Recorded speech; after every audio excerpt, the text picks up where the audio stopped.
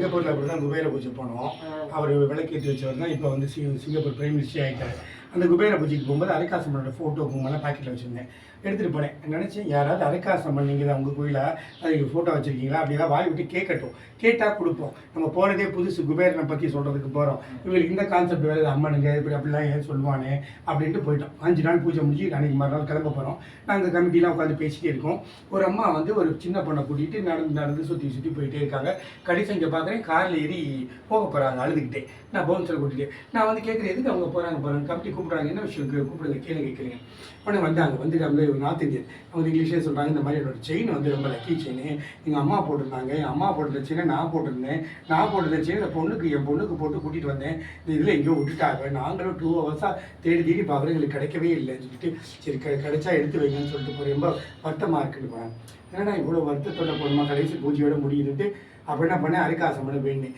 அம்மா இந்த செயினை வந்து இந்த பொண்ணுக்கு எடுத்து கொடுத்துட்டீங்கன்னா சிங்கப்பூரில் முதல்ல அரைக்காசம்மன் போட்டோ இந்த பொண்ணுக்கு தான் நான் கொடுப்பேன் அப்படின்னு சொல்லிட்டு வேண்டிட்டு மனசுக்குள்ள வேண்டிட்டு அதை கூட சொல்ல அரைக்காசம்மன் சொல்லுங்கன்னு சொல்லி அரைக்காசம்மன் சொன்னாங்க.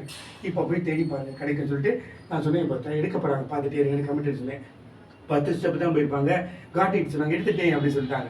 எப்படின்னா அந்த பச்சை கலர் புல் வந்து ஒரு குறிப்பிட்ட புல் வந்து கோல்டா மாதிரி இருக்கு. காஞ்சி படம் மஞ்சள் கலர் மாதிரி அதுல போய் இந்த செயின் மாட்டிடுறதுக்கு அதனால அவங்க கண்ணில் தெரியாம அப்படியே அதுக்கப்புறம் இந்த செயின் எடுத்தாங்க.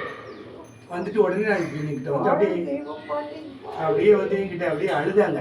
ஒரு நிமிஷம் அரைக்காசம்மா இந்தியாவுக்கு வந்தால் கண்டிப்பாக வருவாங்க இந்த கோவிலுக்கு நீ மறக்கவே மாட்டேங்குது கொஞ்சம் நேரம் இருங்கன்னு சொல்லிட்டு வேகமாக ஓடி போய் என் பேக்கில் எடுத்துகிட்டு போய் ஒரு ஃபோட்டோவை கொடுத்து தான் அரைக்காசம்மா வச்சுக்கேன் கூட கமிட்டிலாம் கிடையாது. எங்களுக்குலாம் உண்மை இது வரையும் கொடுக்குற அவங்களுக்கு கொடுத்து இதுக்கு முன்னாடி அவங்கள்ட்ட கொடுத்துருந்தா அவங்களுக்கு வேல்யூ தெரிஞ்சிருக்காது.